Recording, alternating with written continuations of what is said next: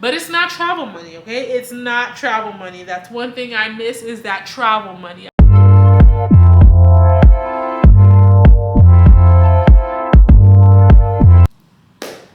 Hey guys, it's Maureen, and thank you for making it to my channel. I appreciate you guys here. So today I want to talk about CDI, just some things about CDI in general. So if you're a nurse that's burnt out, that's considering CDI, this video is for you. Because today I'm going to talk about salary, the schedule, work-life balance, and just things in CDI, right? So thank you guys for making it to my channel. I appreciate you being here. Welcome. Don't forget to subscribe if you find this video helpful in the end. So first things first, I want to talk about, in one of my other videos I talked about the salary situation. So typically CDI is a salary job, and what it is you're helping the hospital bring in money, right? And so what you should be doing is you should be bringing in your salary, right? Which more than likely, I can guarantee you, we're probably bringing in way more than what we're being paid, okay? Because it's not hard to make that money, right? Because I've seen like a respiratory failure coming in at 14K, and you're capturing a lot of respiratory failures, okay? So it's not hard to capture that money. But I will say that, so ideally, that's the thing that I want to put in your head, is that you're supposed to help bring the hospital money. You should be bringing in what you're being paid, if not more, right? If not, then they don't need you, right? There's no purpose of you if you're not bringing in the money. Like, I wanted to make it make sense in your head. So there's that aspect. And so as far as the CDI pay, so it's typically salary, but when you break it down hourly, I know for a fact I'm getting paid more than a staff nurse, which is crazy, right? Because it's like, dang, they're doing all that bedside on the floor and you're getting paid more than them, right? So that's for sure, but it does depend on your state, your location. That has a very big part in how much money, how much you're gonna get paid. So I will say that it can be higher than staff depending on the location, right? But it's not travel money, okay? It's not travel money. That's one thing I miss, is that travel money. I don't miss the travel nursing, but I do miss the travel money. So I want to make it very clear that it's not travel money. So there will be some adjustments that need to be made. So you do have to think about it, since you know, travel nursing, you're doing a lot, right? So of course you get paid a lot. So this, since you're kind of working from home, it's more than likely remote, or you're not even really, it's not really nursing. It's nursing, but it's non-clinical. So there's gonna probably be a decrease in pay depending on that. But I do want to say that salary-wise, that I would say average nursing pay is the starting salary pay for CDI. At least I'll say for Texas, right? I will say that. So yeah, so average nursing pay is, did I say that right? Hold on. So average nursing pay, no, I don't think I said that right. No, wait, hold on. I wanted to say, like, what nurses, average nursing pay. No, we get paid more than that. Hold on. Okay, I was correct. Yes, so the average nursing pay is typically the starting pay for a CDI, which is actually really good, especially because you're not at bedside, you're working from home or remote or hybrid or whatever. So needless to say that the money is still pretty decent, okay? You may just have to make a few adjustments, but at the same time you have to factor in your sanity, your schedule, your mental health. You're not doing all this wear and tear on your body, okay? So yes, definitely take that into consideration. And the other thing is too, they have contracts for CDI. So you can pick up a contract in like a different state and be working from home, and you could be bringing in bank, right? Or if you really want to go crazy, you can work 2 jobs. I have a friend that works 2 jobs. She works 2 CDI jobs. How she does it, I don't know. I have no interest, no desire. I don't even want to know, because one is enough for me, okay? So that's the thing too. If you master it, you're good at it, you can really double up, and yeah, you could really be raking in some big money. So that's what I also wanted to bring in with the CDI. So the money is there. You can get the money. You just, you know, you have to kind of perfect the skill first before you jump into all that. So the money's definitely there, but at first I feel like when you're starting off, you do have to adjust a little bit. So just take that into consideration. Again, It's not travel money, but that's okay because you're going to be at home, peaceful, at home, working from home. Like that alone is like no money can equate to that, right?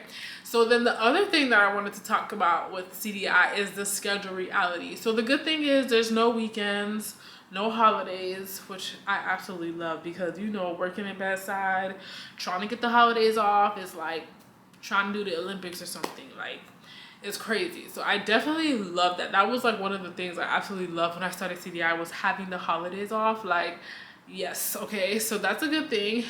But then the thing is, it's Monday through Friday. So I said this in my other video. I do not like the Monday through Friday. It's not for me. I love the 3 days a week, maybe 4, okay?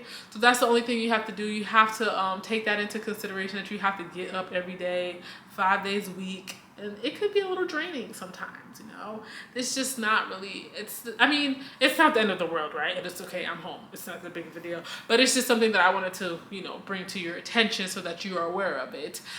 Is that, yeah, you do have to work 5 days a week. But some jobs let you work 4 days a week. Some you may even be able to land you a CDI job that'll let you do 3/12s. That'll be nice if that's a thing. So then that's just like another thing that I just wanted to talk about and just bring to your attention. The other thing I would say, the work-life balance. So you're not working in the hospital, so it's not physical. It's not like physical wear and tear on your body, but it is a lot of mental. I'll be very honest with you. It's a lot of mental. You're thinking, you're reading charts all day, you're doing critical thinking, you're sending all these queries. It's a lot of mental. So I just want to get that in your head. Just to be realistic. So this video is not to encourage you. Not to discourage you, okay? It's just to bring attention to certain things that people don't talk about, because I don't want you to get no CDI job and then you're saying, oh, well, you made it seem like it was the best thing ever. No, okay, I'm being real with you. I'm giving you guys the real deal and letting you know everything, letting you know my experience and how I feel about certain things. So this is not to discourage you. I'm telling you, you need to do CDI. If you are burnt out from bedside, you definitely need to give it a try, okay? It's definitely better than bedside, but there's just like, some pros and cons of everything. There's pros and cons of everything, and this just happens to be one of them as well. So yeah, the work-life balance, just a lot of mental fatigue. Okay, not physical fatigue, but mental, which it's not the end of the world, right? You'll be fine, but just to mentally prepare for that. The other thing I will say is that one of the things that I miss is I guess you would say I miss patient interaction. Not so much the patient care part, like the physical patient care part, but I miss talking to my patients, helping my patients, fixing my patients. I miss that part of like nursing care. So that's why it's like I feel like ideally something telehealth would be nice for me, because I would still be able to help my patients probably from a distance, not so much bedside. But that's just one thing that I personally miss. Like I do miss that patient interaction at times. So I'm sure some of you guys will feel like that. But for the most part, I'm very much so introverted. So it is what it is. So that's just one thing that I wanted to bring to your attention, is that you might miss your little bedside stuff for a little bit. I don't know. That's just one of the things I do miss, that I will honestly say. The other thing is that, so certain things that people don't talk about CDI is, so we have audits, right? You have audits every month where the auditors are going through your cases. They're looking through your cases, making sure you queried for every possible query, you captured everything, you have the proper principal diagnosis, you've captured all the things to not increase to they want to make sure you didn't miss anything that would increase the SOI or ROM. I will talk to you guys about that in another video, like important CDI terms to know. So audits can be very stressful. So I don't know how other facilities do it, but I know my facility, they want you to get an 85%, and that's really up there, right? And so it can be stressful because it's like you don't want a bad audit. It's like getting a bad grade in school. And yeah, so last month of December, yes, I actually got a very good score. I got an 87%. As long as I'm hitting that 85%, I'm good. When I first started out, I wasn't getting my 85%, but the thing is too, your audits don't count for a little bit. Like I want to say maybe the first 6 months, it don't count, I think.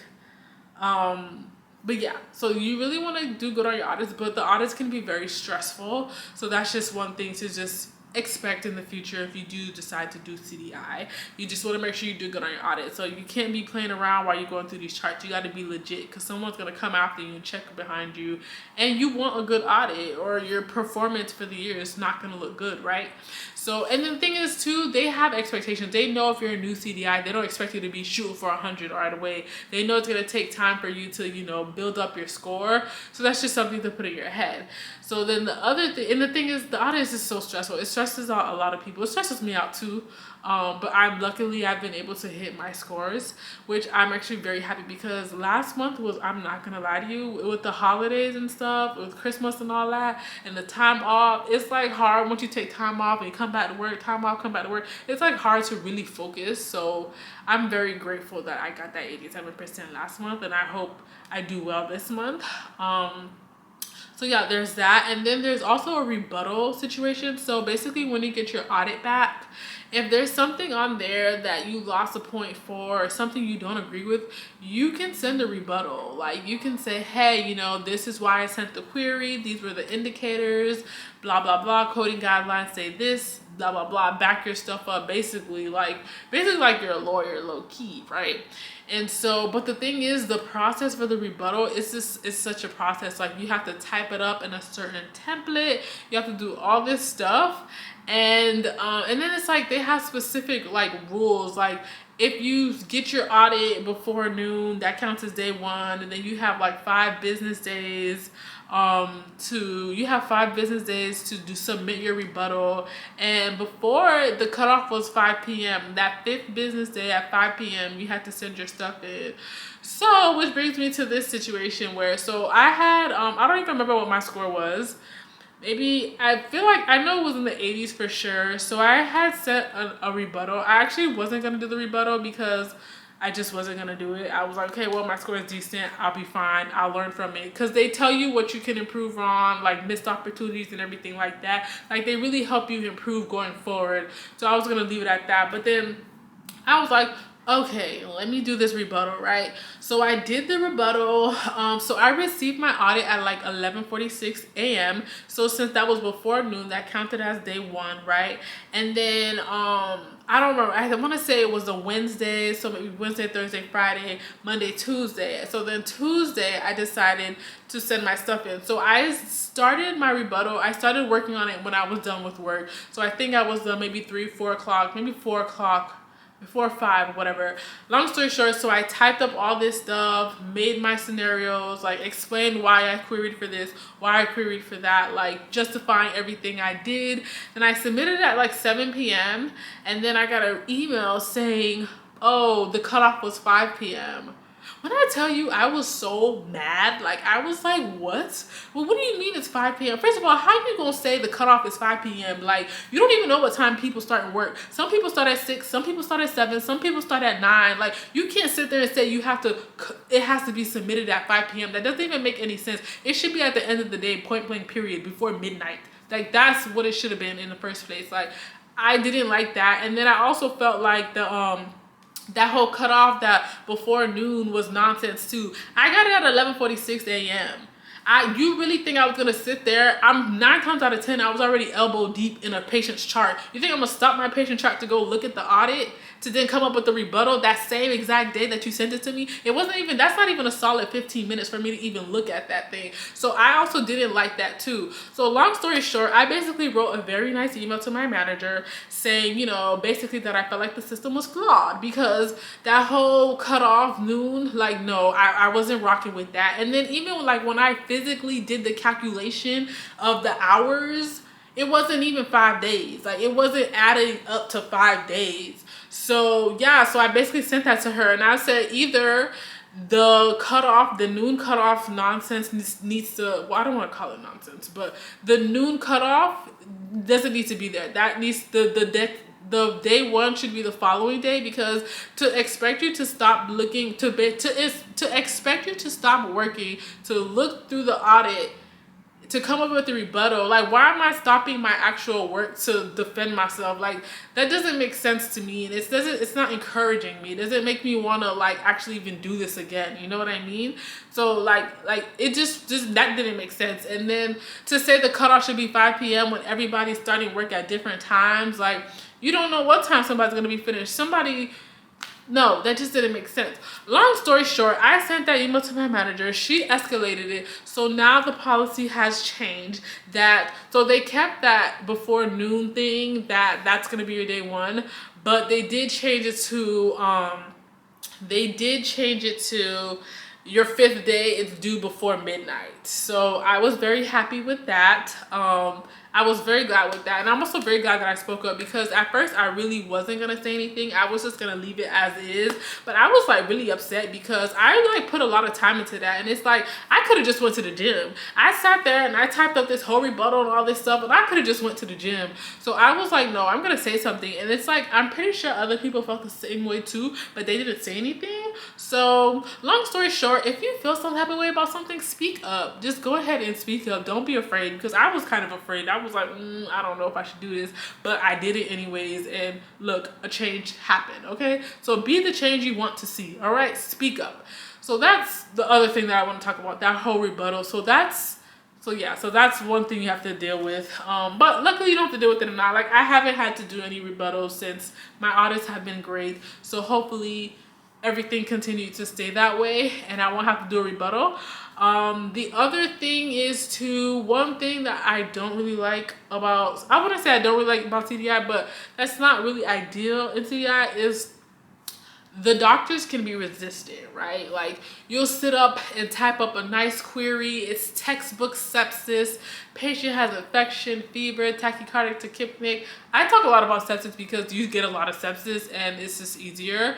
They have infection, elevated lactate procal, respiratory failure, severe sepsis at that. No, but maybe not severe sepsis. So we'll just say sepsis, and then I'll query the provider and ask for sepsis, and they'll be like, no, it's not sepsis. Actually, maybe I should have used respiratory failure. Respiratory failure is a more common one. Like, it'll be textbook respiratory failure, but the doctor will be like, no, it's not respiratory failure. Or sometimes they don't even want to answer. Like, so you have to like jump through hoops and send them a secure chat and say, please answer my query, because they need to answer it within like a couple of days or stuff like that. So it just like kind of sucks, because you spent all this time creating this query and then the doctor doesn't even agree with your query. So it's like, what did I just do all that for, right? So sometimes, but they're not all like that. A lot of them are super helpful. They have no problem answering your queries. It's just a handful.